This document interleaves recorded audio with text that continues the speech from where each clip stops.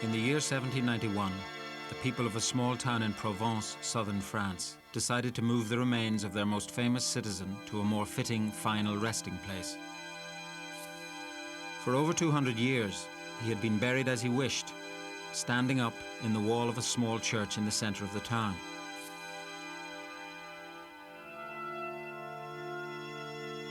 It is said that when his tomb was opened, the citizens could not resist the temptation to search through its contents. After all, this had been no ordinary man, and stories of his mysterious powers had become legend throughout Europe. It was believed that he could see the future. They found an amulet around the neck of the skeleton with an inscription. It read 1791, the very year the tomb was opened. The man's name was Michel de Nostradam, better known as Nostradamus. It is claimed by some that he predicted, among other things, the rise of Hitler, Kennedy's assassination, and the French Revolution. Born in 1503, he is the most famous prophet of the 16th century. In many ways, the golden age of prophecy in the West.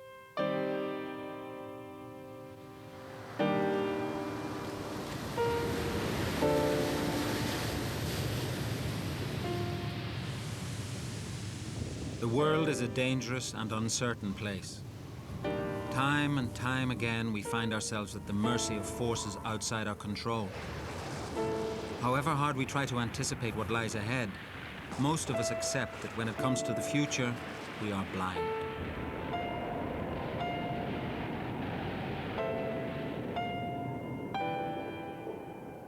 Prophets and seers offer salvation from uncertainty.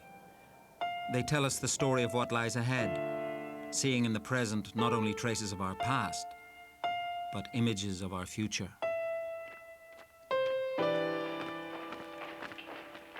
But at the hands of the modern scientific worldview, prophecy has suffered the same fate as magic, alchemy, and astrology.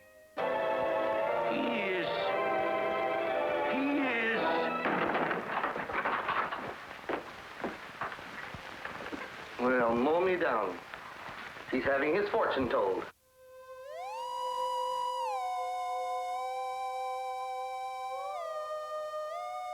People who accept the possibility of seeing into the future are on the margins of accepted belief, if not outside it altogether. Do not swim in the ocean. That would be fatal.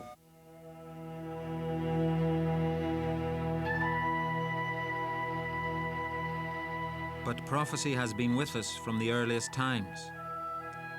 In the great ancient civilizations, it played a central role in people's lives.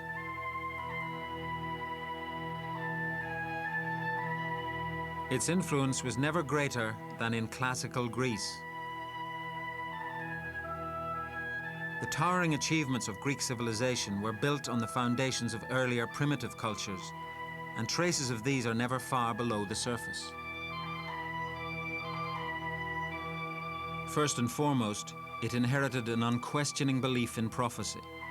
And even during the greatest flowering of this remarkable civilization, prophecy kept its position at the center of Greek life. The most sacred form of prophecy was the oracle, a shrine where the gods were thought to answer questions about the future. And none was more famous than the oracle of Apollo at Delphi. Built on the slopes of Mount Parnassus, Delphi was consulted by people from Greece and beyond for almost 1,000 years. The crucial person in the operation was the priestess, the Pythia. Now she is a medium. She's not somebody who operates in her own right. Through her, the god speaks directly. Before you asked your question of Apollo, there was quite an elaborate process. The priestess had to purify herself in various ways and work herself up somehow or other into an ecstatic state. she utters a... We don't know exactly what she said or how it came out. She may have spoken in tongues or something like that. But what she said was interpreted by the priest. He converted her meaningless noise or whatever it was into hexameter verse, which was then written down for you, and you had your answer. As the Greek city-states expanded into new territories, Delphi became a crucial stop on the road to war and empire. But the pronouncements of the oracle could often be misleading. One great king, Croesus, asked the oracle if he should attack the Persian Empire. He was told, "If you go to war, you will destroy a great kingdom." Encouraged by this, he went into battle. His army was utterly defeated. The great kingdom he destroyed was his own. The one disaster that Delphi could not foresee was its own fall from prominence. With the rise of Christianity, there emerged the belief in one all-powerful creator with a unified plan for humanity. Prophets like Abraham, Moses, and Christ were ethical guides who revealed this vision to the people.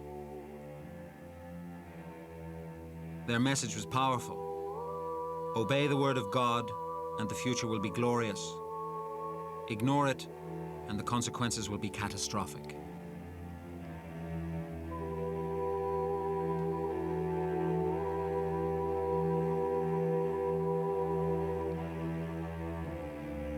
In the centuries following Christ's death, Christianity spread across the globe, carrying the tradition of biblical prophecy into a new age.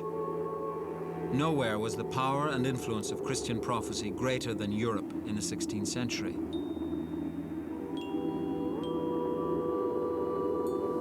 At this time, there was also a resurgence of interest in the ancient arts. Alchemy, magic, and astrology fused with the Christian tradition. No one embodied these influences more than Michel de Nostredame.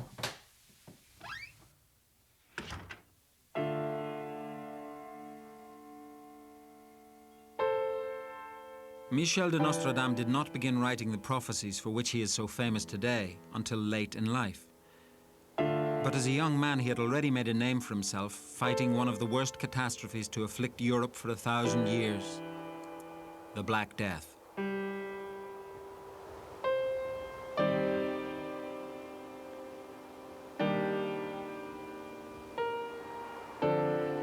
The bubonic plague swept through the continent, causing misery and claiming millions of lives, ultimately 1/3 of Europe's population.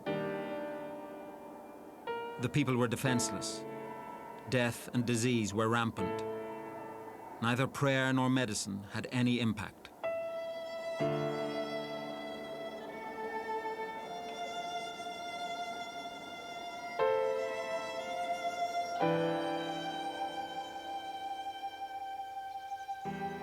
At the age of 22, Michel de Nostredame qualified as a doctor, and following the custom of the time, took the Latinized form of his name, Nostradamus. He then spent several years traveling in Provence and elsewhere to wherever there was an outbreak of the plague. His approach to treating the disease was unusual. He did not believe in bleeding his patients. Instead, he prescribed treatments that would not become accepted until years after his death. The really interesting thing was he insisted that his patients followed a hygiene regime. And there was absolutely nothing in his background that would have taught him to do this. There was no knowledge of hygiene in his culture. There was no thought that this could have anything to do with illness. And yet he insisted on clean bedding. He insisted that the patients took fresh air, took exercise and so forth. And the result was that he was successful where other doctors weren't.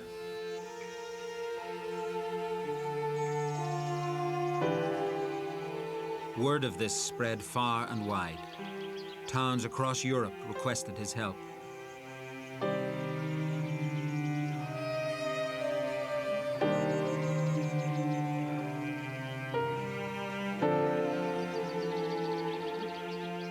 tragically, for all his medical vision, he could not save his own wife and child from this disease.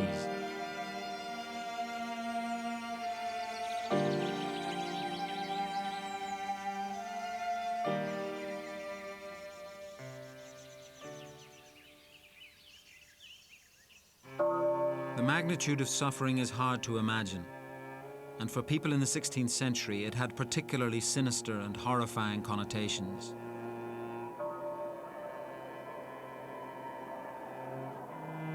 People saw in its devastation the very wrath of God.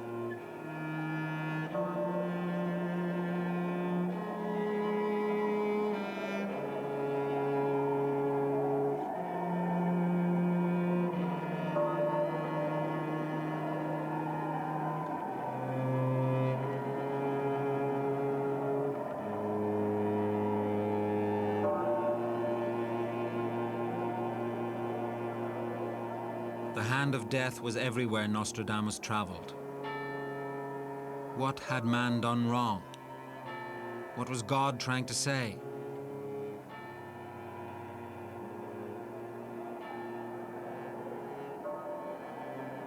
Nostradamus must have asked himself these questions. He must have tried to read the signs.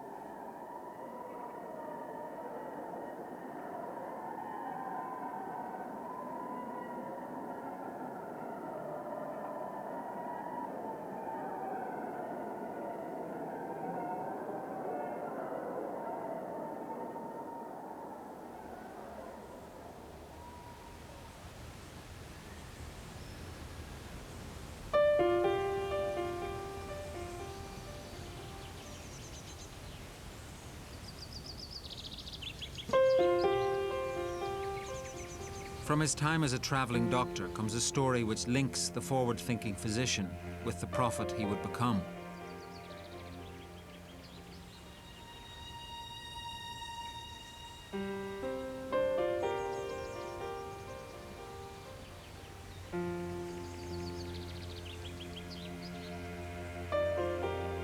While walking near the town of Ancona in Italy, Nostradamus passed two monks on the road.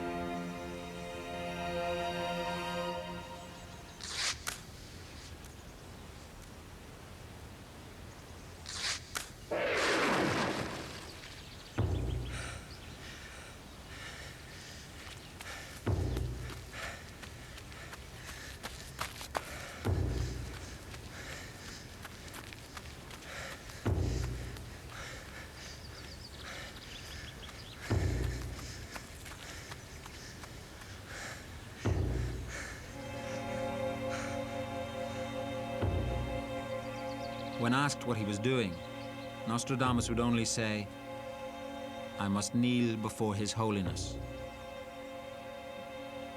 The monk, Brother Felice Peretti, was at the time still a novice.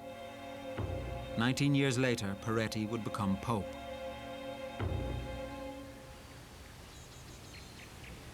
In 1547, at the age of 44, Nostradamus settled down and remarried. Making what seems to be a dramatic change in his career, he converted the attic room of his house into a study and began to write prophecy. There is an absolute continuity, I think, between his background training, I suppose, and his prophetic interest. Because in those days, when you were trained as a doctor, one of the most important aspects of your training was training in astrology. Astrology grew from the belief that the movements and cycles of the heavenly bodies influence the cycles of life on Earth. A complex system was developed describing the effects of the sun, the moon, and the various planets on the world below. In theory, by drawing up a horoscope, a map of the heavens for some time in the future, you could work out what the planetary influences at that time would be.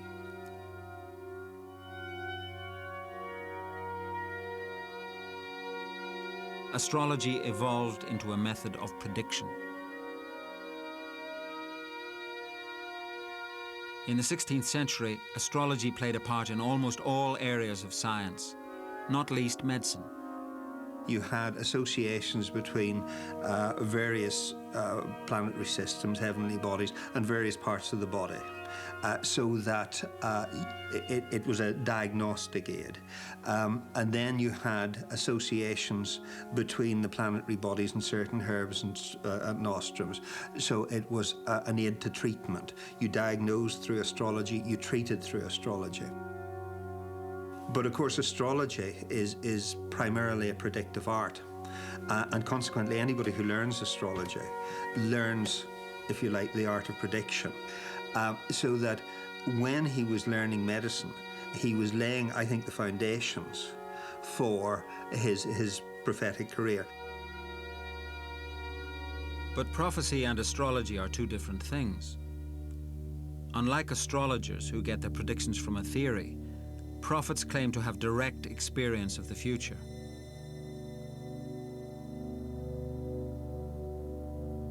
Prophecy is a form of revelation. In his writings, Nostradamus makes this clear. Only those inspired by divine power can foretell particular events, for they alone are capable of prophecy.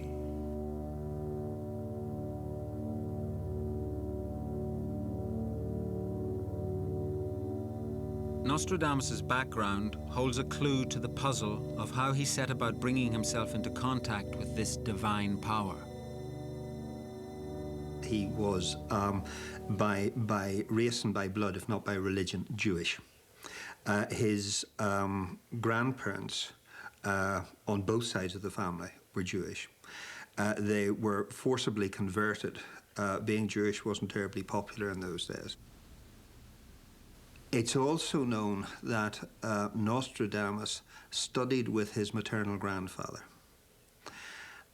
And there is a clear suggestion from his writings, and more particularly from his life and his practices, that among the things he studied may well have been Kabbalah.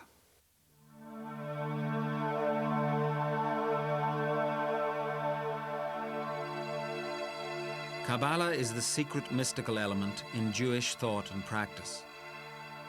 It has its roots in an ancient oral tradition, which focused on parts of the Old Testament believed to hold the key to the inner mysteries of the universe.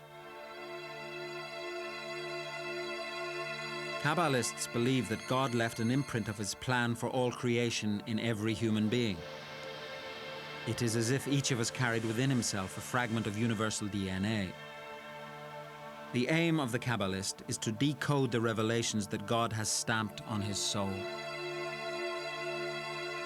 The practice of Kabbalah involves repetition of Hebrew words, particularly the names of God, which are believed to have supernatural power.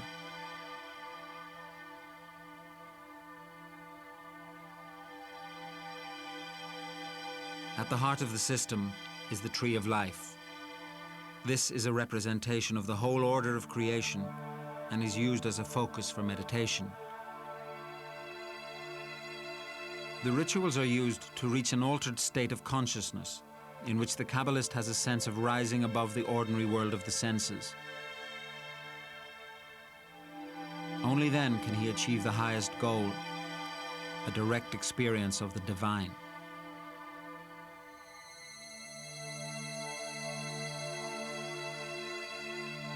In this state, Kabbalists claim to be freed from the chains of linear time. They talk of reaching the level of prophecy, of experiencing the eternal now, in which all of time is contained.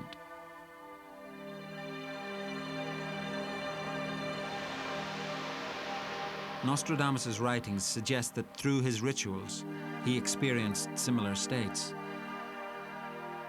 In the presence of divine grace and power, past, present, and future become but one eternity, for all things are naked and open.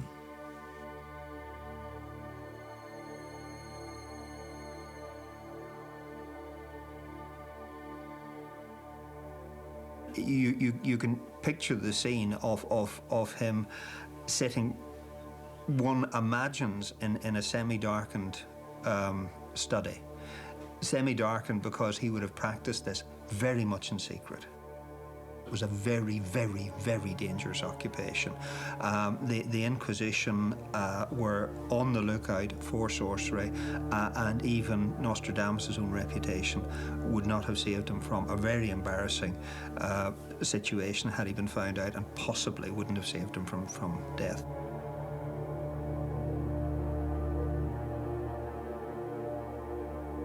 So this would have been practiced very secretly, very quietly. We know, for example, that it involved a bowl of water. We know that it involved a brass tripod, and may very possibly have involved narcotics, herbal narcotics, which he would have been quite familiar with from his medical practice, probably burned in the form of incense. Sitting by night in my secret study, alone, resting upon the tripod of brass, a slight flame coming out of the solitude makes me pronounce what is not to be disbelieved. The wand in hand set in the middle of the branches, from the wave I wet both the hem and the foot. In fear I write, trembling in the sleeves, divine splendor, the divine seated nearby.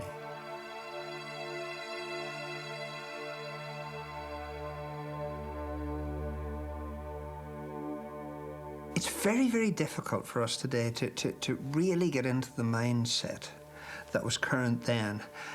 You go to church on a Sunday and you hear very easy talk about the divine, but Nostradamus wasn't talking about the divine in a wishy-washy way. He could see the spook. He could actually see the god.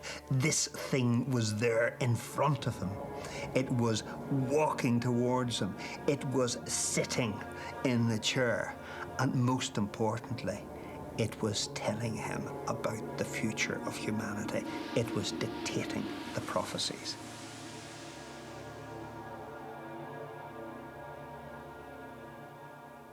In 1558, Nostradamus published a book of prophecies called The Centuries, written as cryptic four-line poems or quatrains. One of the quatrains was believed at the time to predict the death of Henry II, the King of France. It was this prophecy that would make Nostradamus famous.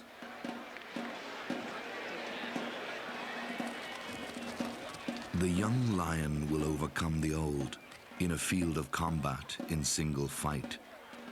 He will pierce his eyes in a golden cage, 2 wounds in one. Then he dies a cruel death.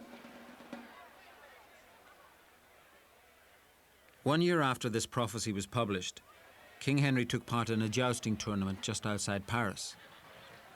He competed against Captain Montgomery, a much younger man.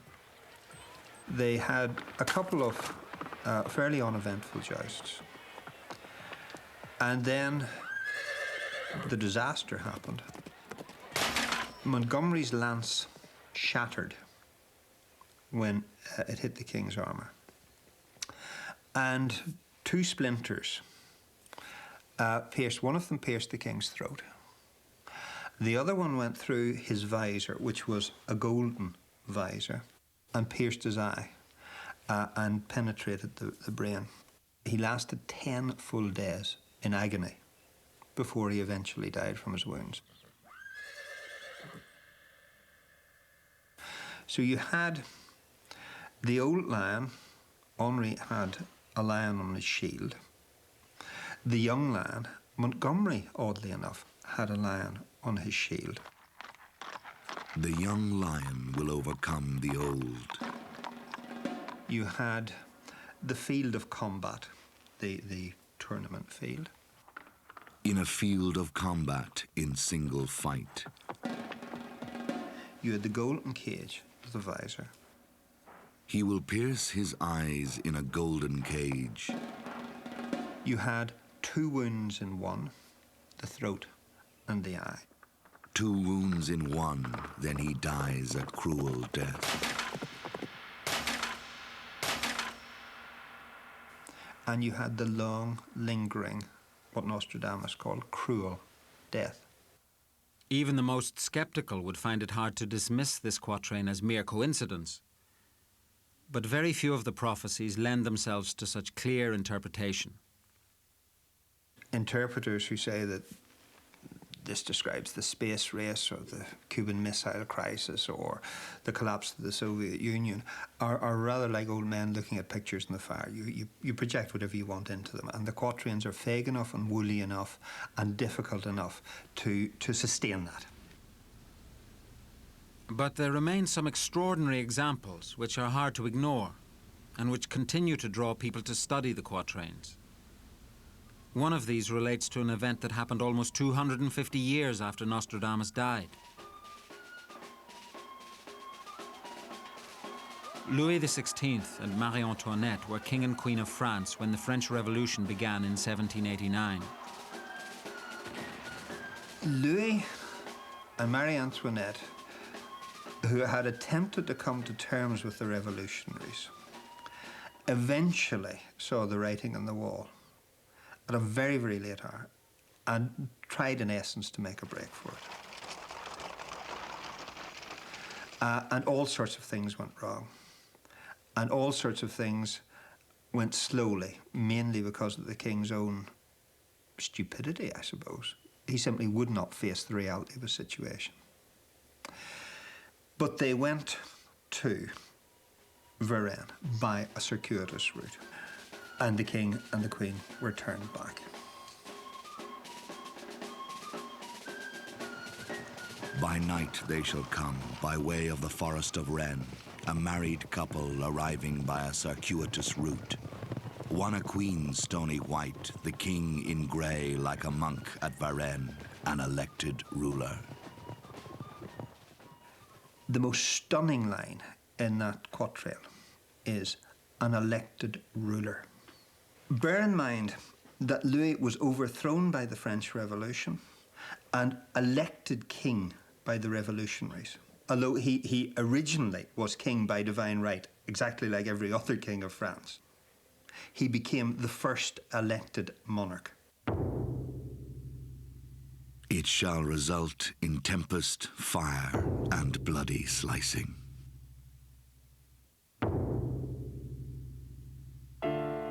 Towards the end of his life, Nostradamus began to suffer from dropsy. One night in July 1566, he summoned a close friend to his sickbed and told him that this would be their last meeting. The next morning, he was found dead. He was 62 years old.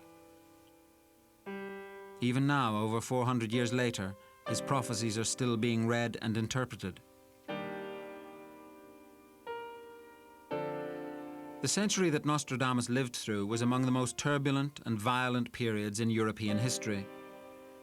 Bridging the medieval and modern worlds, it was a time of suffering, disorientation, and great change. People looked to prophecy to explain the ever-widening chasm between the chaos on earth and the ideal of order and harmony which God had set out in the heavens. When someone in the 16th century looked into the night sky, in one sense they would have seen exactly the same as someone in the 20th century. But in another sense, they would have seen something very different. For them, the Earth was the center of the universe. The sun, the moon, and the planets revolved around it. And the Earth was made by God for man. So man took center stage in the great scheme of things.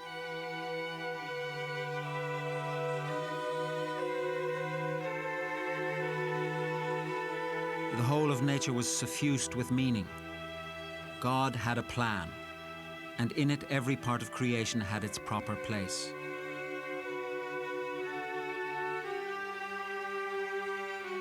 In the perfection of the heavens, God seemed to say it all. The stars were believed to be a symbol of the order and harmony he'd devised for his universe, a blueprint for man to follow.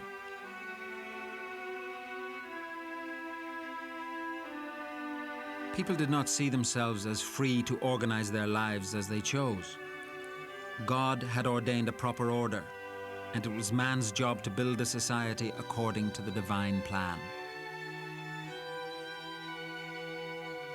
As long as things were arranged in line with the will of God, people believed that they would live in peace and harmony and have their needs fulfilled. The peasant in the field, the king in the castle, the planets above him, and God reigning over all.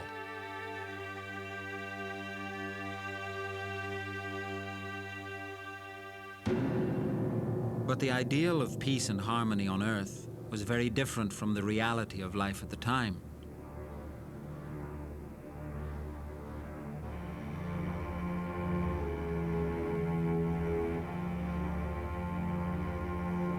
People experienced war, famine, poverty, and chaos. To the 16th century mind, this was a sign that man was doing something very, very wrong. Sometimes God's anger was most clearly seen in nature itself.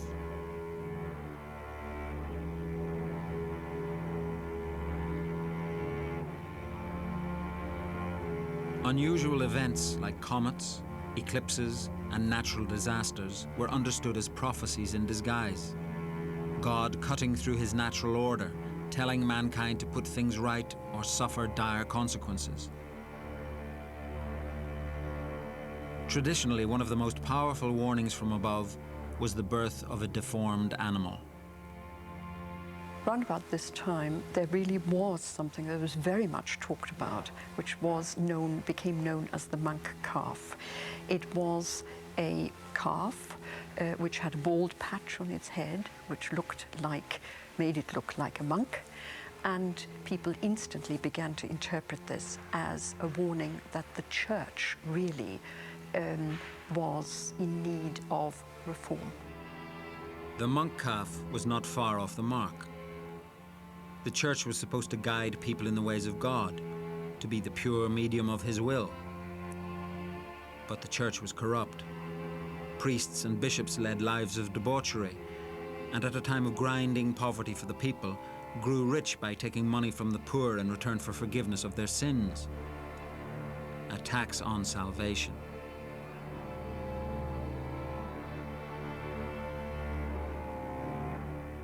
Events like the birth of the monk calf convinced many that the church was to blame for the disorder of the time.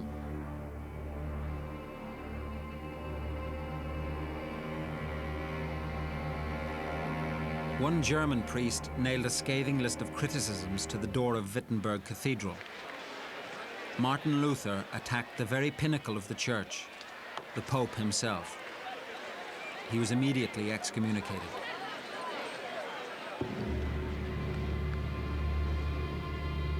Luther's actions ignited a religious reformation which would give birth to Protestantism and rip the medieval Christian world apart. Soon, Luther and the church were engaged in a bitter struggle for public support. It was prophecy which would prove to be one of Luther's most potent weapons. In his own translation of the Bible, he turned a famous prophecy into a taunting, derisive attack on the Pope. The prophecy predicted the coming of the whore of Babylon, riding on a beast with 7 heads.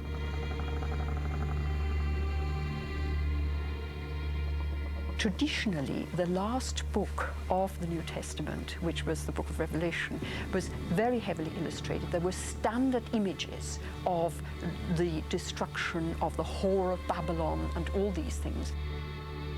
In September 1522, when the translation was published for the first time, you could see the whore of Babylon identified as the Pope with the triple crown. But the prophecy war was just heating up. The church struck back, attacking Luther with its own vicious interpretation of a biblical prophecy. It was the New Testament prediction that a false prophet would come, a servant of the devil. Scholars had even calculated the precise date when this charlatan would arrive. The prediction was quite clear that the false prophet, by some calculations, which were pretty generally accepted, would be born in 1483, which was, of course, the year of birth of Luther. Now, as soon as Luther had become this rebel monk in the eyes of Rome and the man who wrecked the universal church, it was quite clear that writers in Italy, with the knowledge of these prophecies, would make the most of it and would explain that Luther, of course, was this false prophet who had been predicted. The church published material showing Luther, the false prophet, as the mouthpiece of the devil. Reformers moved quickly to clear his name. One of his friends went allegedly to Luther's mother and said, "Are you sure he was born in 1483? Couldn't he have been born in 1484? So that, you know, he would get rid of that curse of prophecy." Luther's birth date wasn't his only problem. He was now being challenged not only by the church, but by more radical sects within the Reform movement. These people believed the world had become evil in its ways and wanted nothing less than the complete destruction of the society around them.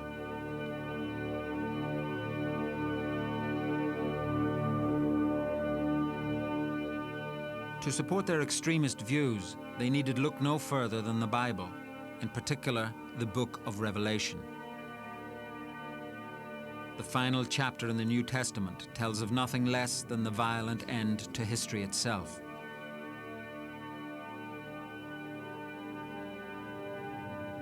It is the story of the greatest battle imaginable, an epic confrontation between the forces of good and the forces of evil, the Battle of Armageddon.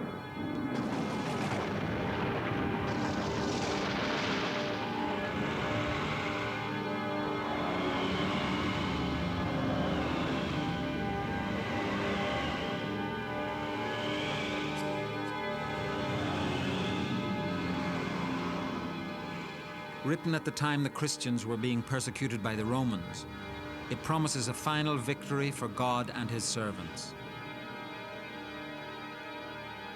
Christ will come again and reign over God's kingdom on earth for 1,000 years, leading up to the last judgment.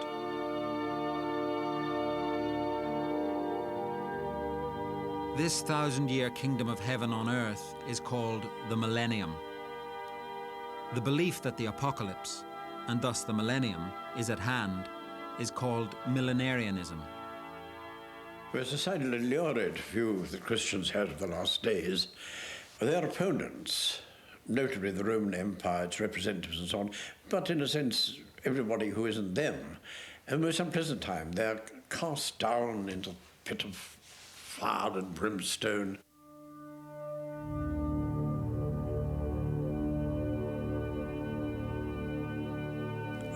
The Christians, on the other hand, of course, have a very fine time. And at the Last Judgment, their bodies are transformed and made immortal. And during the millennium, the 1,000 years before the Last Judgment, they are not, they still have bodies, but they have unaging bodies. And so that's also very satisfactory. Peace and harmony on earth, the return of Christ the King. This would be their reward for keeping faith through persecution. In this final episode of the great moral fable of history, the good could look forward to an eternity of divine bliss, while knowing their enemies would get what they deserved.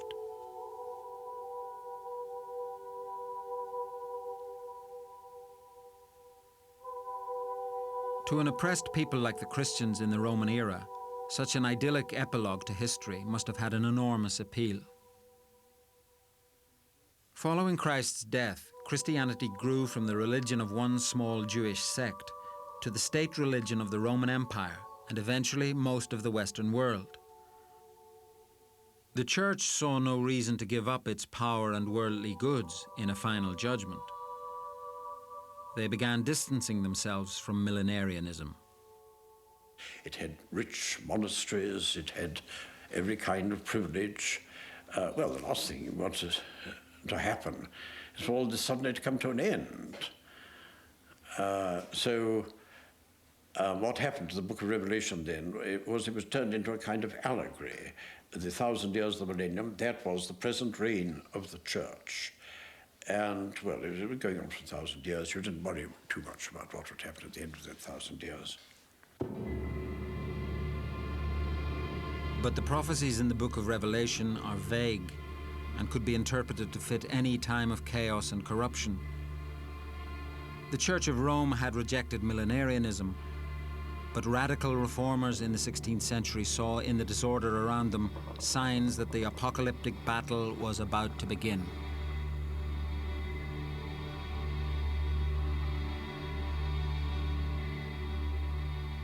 In the later Middle Ages, this occurred again and again. You would get a huge rising of peasantry. What they were aiming at was invariably, they were aiming at practical, realizable aims. They wanted the restoration of rights, ancient rights of which they'd been deprived. They wanted better living conditions and so on. Things which could reasonably have some hope of being achieved. Then on the edge of these movements, there turned up some prophet, usually a man of learning, not himself one of the poor, and he would put himself at the head of some small group who were usually the poorest of the poor or unemployed or superfluous population.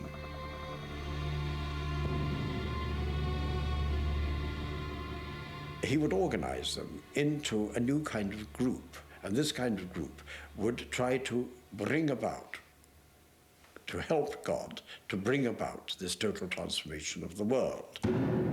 In Germany in 1524, large numbers of peasants took up arms against the authorities, including the Catholic Church, in a struggle for better living conditions.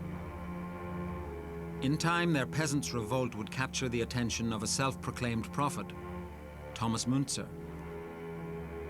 Müntzer was on the radical fringe of the Protestant Reformation. A millenarian in the extreme, he believed in using the sword to destroy God's enemies and so pave the way for Christ's second coming. His prime target was the Catholic Church. But in effect, everyone who rejected his interpretation of Scripture was an enemy. Müntzer preached that the bloody chaos of the peasants' revolt was proof that the end of history was near. Assuring them they had God on their side, he took a small army of believers to join the fight against the evil of church and state. He saw himself as the prophet of apocalypse. Oh, how ripe the rotten apples are. Oh, how tender the elect have become. The time of harvest is at hand. That is why God himself has hired me for his harvest. I have sharpened my sickle, for my thoughts are focused only on the truth. And my lips, my skin, my hands, my hair, my soul, my body, and my life curse the unbelievers. Have no consideration for the misery of the ungodly. They will beg and whine like children. Do not be merciful. Do not let your sword cool.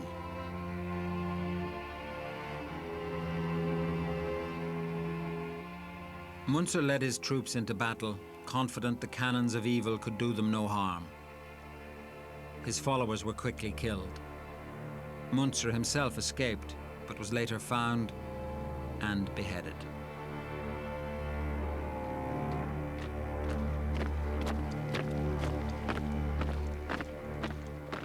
The use of vague prophecies by people with radical political aims did not end with the close of the 16th century.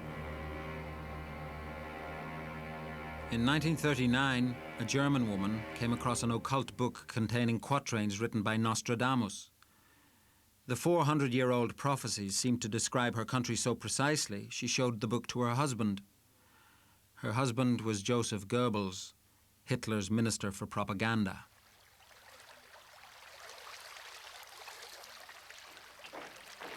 In a place not far from Venice, the two strongest in Asia and Africa, from the Rhine and Hitler, they will be said to have come, weeping at Malta and the Ligurian coast. Goebbels was excited by the idea that so famous a prophet seemed to have predicted the coming of Adolf Hitler.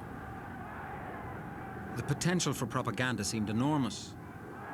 Experts in the occult were put to work, interpreting the quatrains to predict victory for Germany in the war and provide historical legitimacy for the goals of the Third Reich.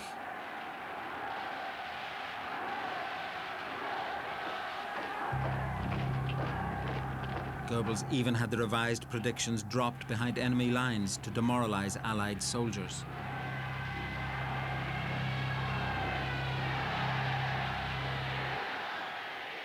If a prophet from the 16th century had predicted the Third Reich, this would support the Nazi view that Hitler's vision of a new and perfect Germany was written into the laws of history, that the Nazi rise to power was no accident.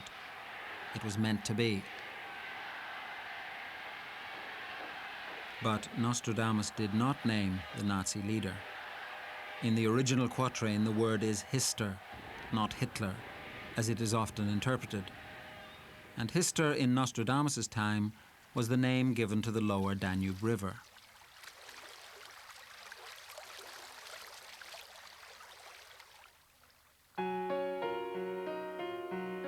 The influence of prophecy in history has been great.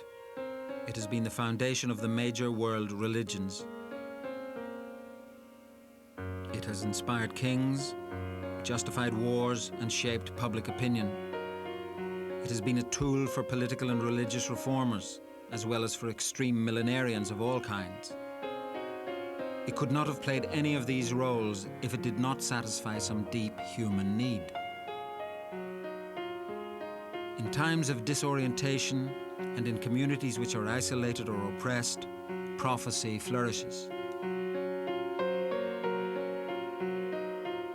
What is reassuring is that if they've been foreseen, if these dreadful catastrophes which you now as a nation are suffering, if they've been foreseen, they are somehow part of the plan of things. They are not totally random. The awfulness in the world has been foreseen. The way of mankind may be rough, but it's not totally dark. Prophecy gives history meaning, making of it a sweeping epic saga with universal significance and a strict moral context. There is a part and a place for everyone.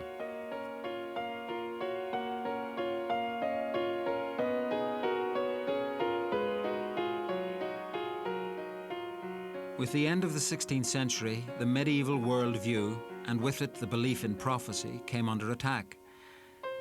But the need to see ourselves as central to the cosmos, and the belief that our history must have some meaning, have continued to find expression in our lives.